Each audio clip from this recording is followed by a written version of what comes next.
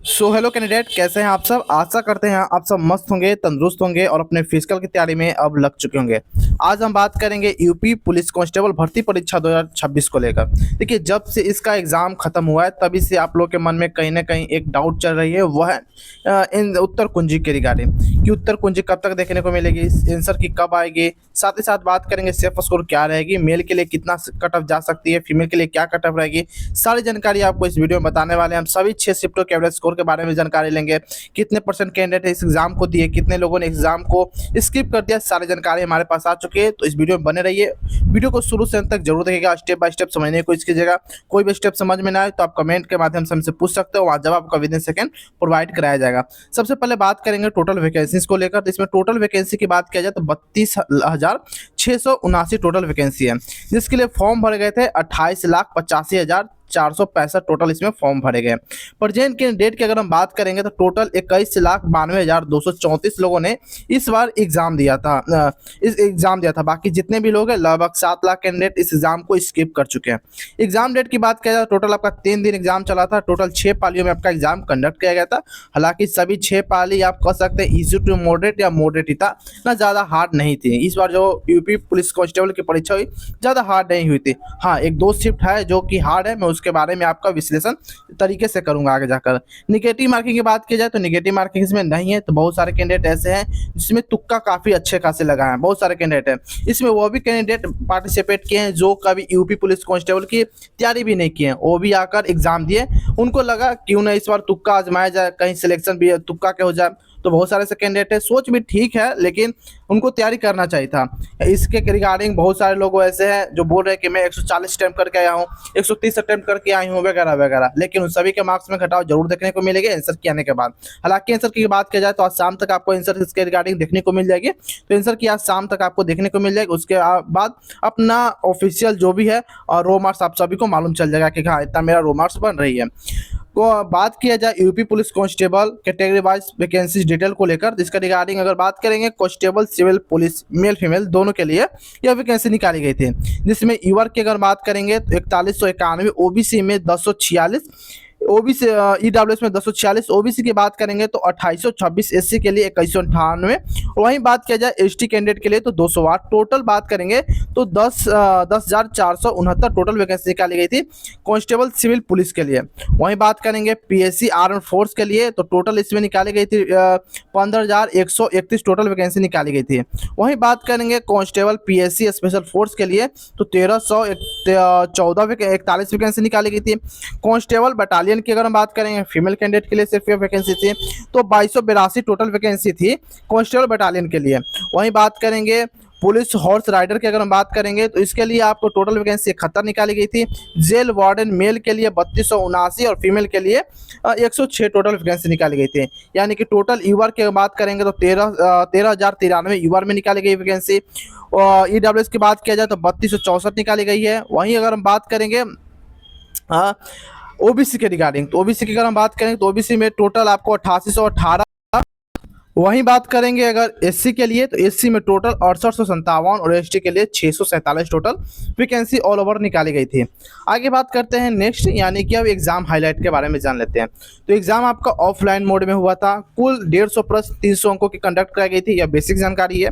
वहीं बात करेंगे मार्किंग स्कीम के रिगार्डिंग तो आपको एक पोर्शन के लिए 2 मार्क्स निर्धारित है। वही निगेटिव मार्किंग इसमें नहीं होने के कारण मैंने आपको पहले भी बताया कि तुक्का बहुत सारे लोगों ने लगाया।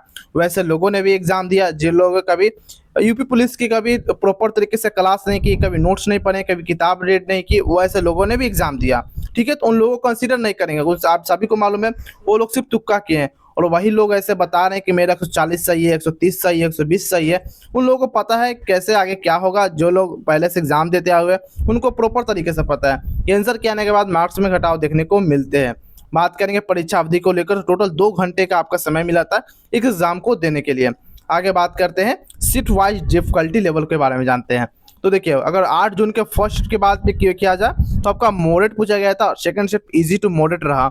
9 जून की बात करें तो पहली शिफ्ट आपका मॉडरेट टू हार्ड बताई जा रही है, लेकिन वही सेकंड शिफ्ट मॉडरेट आपकी दिख रही है।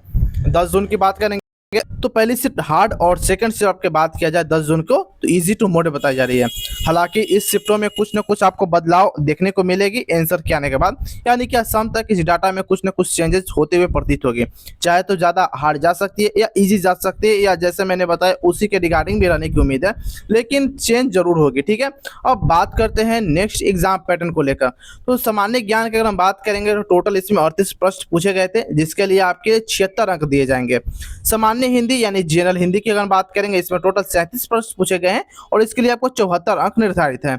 गणित की बात किया जाए मैथमेटिक्स को लेकर, इसमें टोटल 38 प्रश्न पूछे जाते हैं और इसमें 76 अंक के आपके होते हैं। रीजनिंग की बात किया जाए, टोटल इसमें 37 प्रश्न होते हैं और इसमें 74 अंकों की आपकी परीक्षा कंडक्ट कराई जाती है। बात करेंगे इसके डिफिकल्टी लेवल को लेकर, सामान्य ज्ञान यानी कि जो आपके जीके जीएस करंट अफेयर का जो सेक्शन देखने को मिला, यह मॉडरेट टू हार्ड बताई जा रही है। देखिए मॉडरेट टू हार्ड बताई जा रही है, करंट अफेयर के कारण ये थोड़ा और हार्ड हो गई है, आप इसे कह सकते हैं कि ज़्यादा हार्ड है। वहीं बात करेंगे सामान्य हिंदी ईजी रहा, सभी लोग इसमें अच्छे खासे प्रश्न सही किए हुए हैं। गणित की बात किया जाए, कैलकुलेशन का कारण ये भी आपका मॉडरेट टू हार्ड बताई जा रही है। रीजनिंग मॉडरेट बताई जा रही है कि सभी कैंडिडेट ऐसे हैं जो रीजनिंग में अच्छा खासा स्कोर किए हुए हैं। 2-3 ऐसे पजल्स के क्वेश्चन थे जो काफ़ी नहीं बन पाया, तो 2-3 क्वेश्चन ऐसे है रीजनिंग का नहीं बन पाया, बाकी सभी क्वेश्चन लगभग ठीक ठाक थे। अच्छे स्कोर रीजनिंग में स्टूडेंट कर पा रहे हैं। टोटल क्वेश्चन की अगर बात करेंगे तो टोटल क्वेश्चन आपका मॉडरेट लेवल में कंडक्ट कराई गई थी। आई होप मैंने अभी तक जितना भी आपको समझाया सारा कुछ समझ में आ चुका होगा। फिर भी कोई डाउट बचे तो कमेंट सेक्शन के माध्यम से जरूर बताइएगा। बाकी कमेंट में अपना स्कोर लिखना मत भूलिएगा, आप किस कैटेगरी से हो, और मेल हो फीमेल अपना रो स्कोर लिखना मत भूलिएगा, आपका कितना क्वेश्चन लगभग सही है। हालांकि बहुत सारे टीचर यूट्यूब पर ऐसे हैं जो एग्जाम का शिफ्ट खत्म होते ही पेपर एनालिसिस करा देते हैं, उनसे भी लगभग अच्छा खासा 99% पता चल ही जाता है कि ये क्वेश्चन मेरा गलती हुआ, ये क्वेश्चन मेरे से छूटा है, ये क्वेश्चन मेरा सही है। लगभग सभी कैंडिडेट को पता चल जाता है, लेकिन ऑफिशियल आंसर के आने के बाद और भी कंफर्मेशन ठीक हो जाती है। आगे बात करेंगे यूपी पुलिस कांस्टेबल शारीरिक परीक्षा को लेकर। देखिए इसमें अगर हम बताएं तो इसमें 3 गुना कैंडिडेट को इस बार सिलेक्ट किया जाना है, यानी कि टोटल लगभग 98,000 के करीब में टोटल कैंडिडेट इस बार फिजिकल के चयनित होंगे। ठीक है, हालांकि इस बार और ज़्यादा 5 से 6 गुना कैंडिडेट होते तो और भी ज़्यादा लोगों को चांस बनती इस बार सिलेक्शन लेने की, उम्मीद बनती फिजिकल के रिगार्डिंग जाने के लिए। ऐसे तो सिलेक्शन सिर्फ 32,000 ही लोगों के लिए होगी, बाकी सभी लोग तो छठने वाले हैं। वहीं बात करेंगे पीएचडी को लेकर, तो पीएचडी में टोटल अगर हाइट की बात की जाए पुरुष कैंडिडेट के लिए तो 68 सेंटीमीटर, महिला के लिए आपको 152 सेंटीमीटर होना चाहिए। अगर आप एसटी पुरुष है तो 160 सेंटीमीटर और महिला कैंडिडेट एसटी से है तो 147 सेंटीमीटर। चेस्ट की बात करेंगे तो चेस्ट सिर्फ पुरुषों के लिए है, तो इसमें सामान्य एससी ओबीसी और एसटी के लिए आपके सभी के लिए आपको 79 सेंटीमीटर बिना फुलाए और फुलाकर आपका 84 सेंटीमीटर का होना चाहिए, यानी कि फुलाकर आपका 5 सेंटीमीटर कम से कम बढ़ना चाहिए। वजन के रिगार्डिंग हम बात करेंगे तो वजन सिर्फ महिलाओं के लिए, इसमें पुरुष का कोई भागीदारी नहीं है। तो अगर आपका वजन कम है तो अपना डाइट वगैरह पर, खान पान पर ध्यान प्रॉपर देते रहिए, फल वगैरह लेते रहिए। ठीक है, इस पर आपके वजन कंट्रोल हो जाएगी। ठीक है, ज़्यादा भी वजन है तो दिक्कत है, दौड़ने में रनिंग करने में आपकी कठिनाई हो सकती है, और कम भी वजन है तो आपको फिजिकल के लिए ही चयनित नहीं कर पाएंगे, आप फिजिकल में डिस्क्वालीफाई हो जाएंगे, चाहे कितने भी अच्छे मार्क्स आप रिटर्न में क्यों ना हासिल किए हो। वहीं बात करेंगे शारीरिक परीक्षा को लेकर, यानी कि फिजिकल एफिशिएंसी टेस्ट। पहले आपके पेस्टी होते हैं, उसके बाद पेट होते हैं। पेट में आपके रनिंग कराई जाती है। अगर आप पुरुष कैंडिडेट है यानी कि मेल कैंडिडेट हो तो आपके 4.8 किलोमीटर 25 मिनट में, और महिला कैंडिडेट अगर आप हो तो 2.4 किलोमीटर 14 मिनट में आपको कंप्लीट करनी होगी। इसके लिए मैंने आपको बता दिया, आपके 3 गुना कैंडिडेट को सिलेक्शन दिया जाना है फिजिकल के लिए, तो आप 98,000 कैंडिडेट इस बार सिलेक्ट होंगे। ठीक है, आगे बात करते हैं आधिकारिक न्यूनतम अंक, यानी कि ऑफिशियल मिनिमम क्वालिफाइंग मार्क्स आपका क्या होना चाहिए। देखिए मिनिमम क्वालिफाइंग मार्क्स बहुत सारे कैंडिडेट पिछले वीडियो में पूछे थे, तो मैंने इसी वीडियो में आपके इसके लिए बता दिया।